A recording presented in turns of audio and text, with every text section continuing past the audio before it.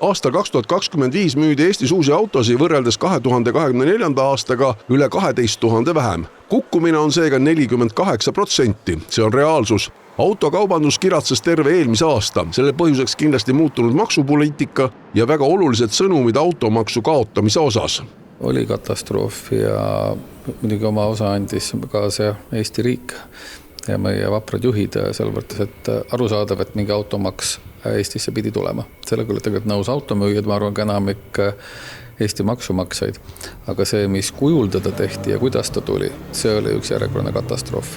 See, et ei pea ringi sõitma 3-tonnise tühimassiga autoga, millel on 600 hobujõudu, eks on ju, ja mille kütusekulu linnas on 20 liitri. Seda ära ei saa keelata, aga selle eest võiks nagu inimene maksa mingit luksusmaksu. Ma arvan, sellega on enamik meist kõik nõus.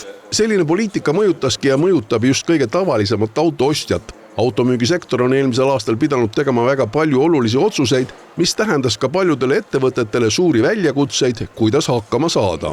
Tegelikult sektoril on väga palju mõjunud ja veel, mis on omakorda probleem siin, et see nii-öelda jaotus või see miinus ei ole üle Eesti ühtlane.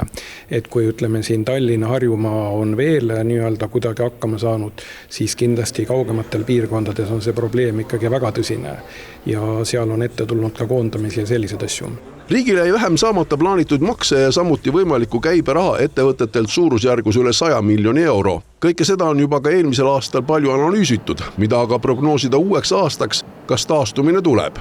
Kindlasti saab ainult kasvada, et siin on see põhi saavutatud ja teine asi on see, et ega me ei räägi ainult sellest, et autokaupmeestel oleks hea elu. Mis siis oli ju selle eesmärk, mida seda maksu kehtestamisel ka nagu ääri-veeri räägiti, mis küll lõpus ununes, et lõpus oli lihtsalt vaja riigikasset täita. Aga tegelikult oli eesmärk, et müüdaks ökonoomsemaid autosid, loodussõbralikumaid autosid. Hübriidide osakaal kasvab tegelikult niikuinii kõigil turgudel. Kasvavad ka Lätis, Leedus, et see ei ole mitte Eestis maksuteene. Uus võimalik auto ei tähenda mitte ainult võimalikku kütuse kokkuhoidu, aga ka turvalisust ja veel paljud muud. Meie eesmärk peaks olema turvaline ja säästlik autopark. See eesmärk pole aga täitunud. Kui vaadata nüüd nagu kasvu või mõelda, siis mina küll ei julge ennustada kasvuks suuremat kui 10-15%. Need numbrid, mis oli aastal 2024, neid numbrid me autoturul kindlasti nii pea ei näe. Mis siis aasta 2025 autokaubanduses tegi? Kõigepealt seda, et me saavutasime esimene koha. Esimese koha saavutasime automüügi osas tagant poolt ehk kõige kehvem riik, kus autosid müüdi. Teiseks jagame esimest kohta taas tagant poolt koos Rumeeniaga. Meie autopark on Euroopas kõige vanem.